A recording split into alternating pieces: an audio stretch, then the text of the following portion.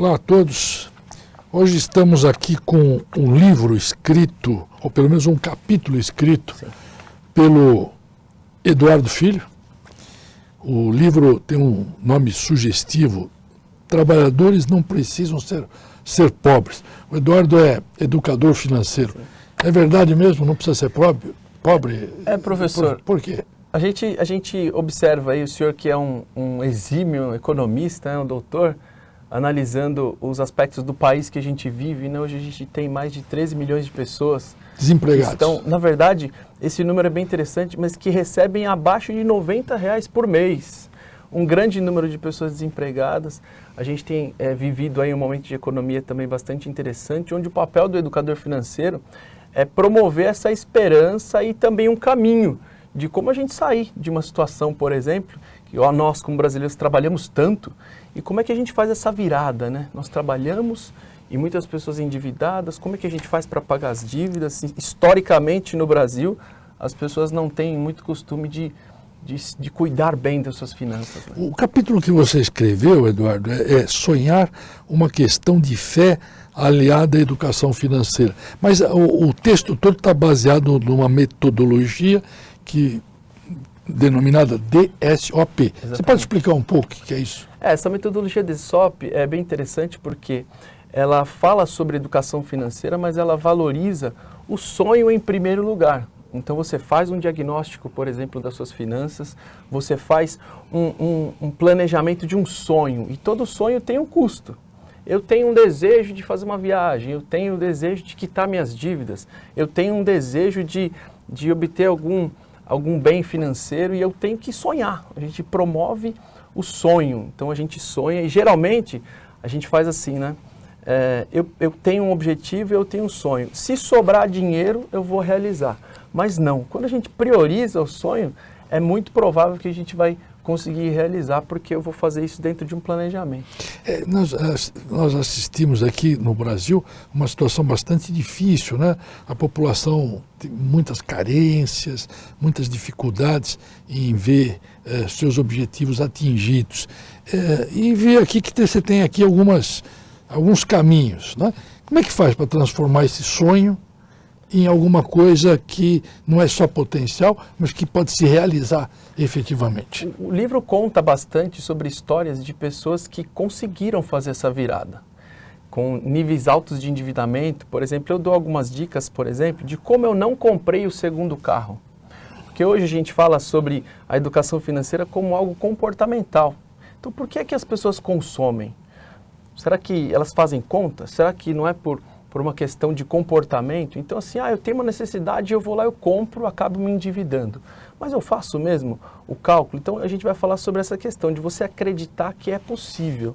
E não é só na questão da autoajuda, com muito planejamento. Eu tenho um sonho assim, né, quisera nós, né, professor, o senhor que é bem entendido nesse assunto de economia, avaliar as empresas, o senhor imagina, por exemplo, uma pessoa física tratar as suas finanças como se fosse uma empresa, analisando os seus custos, fazendo os seus planejamentos, pensando nos seus investimentos, e aí analisando curto, médio e longo prazo, se ela é uma empresa, não, né? Se ela é uma pessoa que tem a sustentabilidade no longo do tempo. Então assim, o brasileiro ele precisa disso como algo da sua base, né? Eu acho que você tem toda a razão, porque eu já vi situações, até com uma certa recorrência, de pessoas que se preocupam, por exemplo, em fazer o seguro do carro, mas não tem o seguro de vida, não tem o seguro saúde, quer dizer, não se preocupam com o gerador dessa riqueza.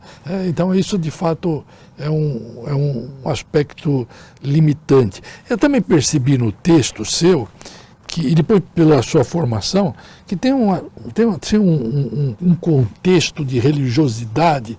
Está presente nisso, e por quê? Sim, está presente, que assim, eu tenho formação também em teologia, e eu trago esse aspecto de palavras de sabedoria, até pela questão bíblica, que é possível você aliar essa questão de fé com a sua situação financeira. Por exemplo, eu estou endividado, e o próprio título do livro, né, no desenho da capa, a gente tem uma situação onde o azul está entrando em um momento de sobrepor o vermelho. Então a situação azul vai chegar. Então assim, é uma questão de fé. Porque se a pessoa ela esmorecer, se a pessoa não acreditar... Tem até uma frase bonita sua aqui. Qual é? Legal. Qual é? Aquela que... É a frase que abre: sonhar é uma questão de fé aliada à educação financeira.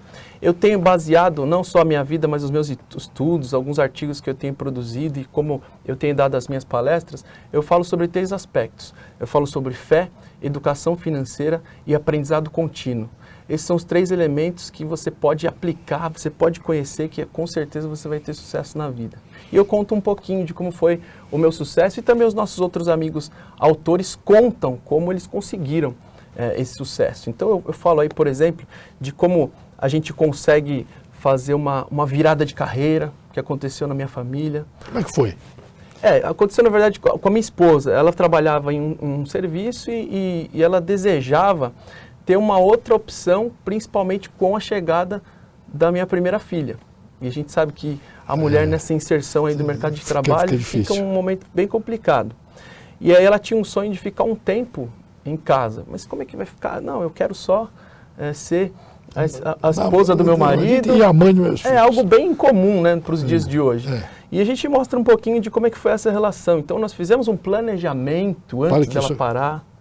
Esse planejamento teve, de fato, aí essa questão do curto, do médio e longo prazo. Então ela, depois de ser advogada, depois de ter uma profissão estável, ela voltou, foi fazer uma nova formação. E aí depois dessa nova formação, ela fez um estágio, ela começou praticamente do zero e hoje ela é uma profissional muito realizada e a parceria familiar foi importante para esse sucesso. Eu acho que o que você traz aqui é uma coisa que é muito relevante, é trazer à consciência esses aspectos financeiros que muitas vezes conturbam enormemente a vida das pessoas e as pessoas não se dão conta de que é possível organizar de uma maneira um pouco mais racional a sua própria vida. É possível. E é interessante porque não é o quanto que a pessoa ganha, mas como ela consegue administrar isso que vem como recurso para suas mãos. Aliás, eu vi agora recentemente uma pesquisa que uma das causas principais de infarto em qualquer classe social é a situação econômica. Então, além de tudo isso, quer dizer, ter a possibilidade de ler esses textos e organizar um pouco melhor a vida é uma maneira de você proteger sua saúde, não é verdade? Isso mesmo. E não só do infarto, né? Mas, por exemplo, as brigas familiares, sem dúvida, as preocupações, os estresses da vida, até no ambiente corporativo, a situação financeira ela tem um grande peso mesmo. Eduardo, muito obrigado aqui pela sua entrevista. Eu espero que o livro possa ajudar muita gente. Esse é o nosso objetivo. Muito obrigado, professor. É um prazer estar aqui, é uma honra. Muito obrigado.